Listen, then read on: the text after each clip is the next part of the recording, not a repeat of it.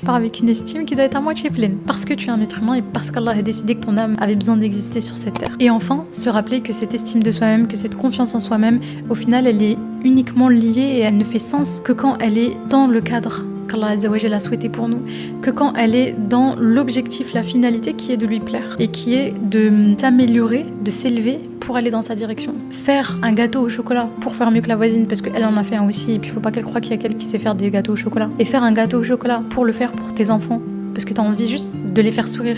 T'as juste envie que ton mari, ta mère ou je ne sais qui rentre du travail et retrouve un gâteau et que ça lui fasse du bien et donc du coup apaiser le cœur d'un autre musulman pour la satisfaction d'Allah Azzawajal, c'est pas du tout la même chose. Donc la prochaine fois que tu penseras à ton estime de toi, à ta confiance en toi, déjà fais bien la différence entre les deux dans ta tête avant de te juger trop durement. Peut-être que tu as une mauvaise estime de toi, ça veut pas dire que ta confiance en toi est mauvaise dans les domaines qui sont les mieux pour toi, qui sont tes spécialités. Rappelle-toi de ça. Rappelle-toi de tout le contexte qu'on a expliqué là jusqu'à maintenant, de cette différenciation entre ces différents concepts, de comment aller les améliorer. Je terminerai vraiment sur ce verset où Allah subhanahu wa ta'ala dit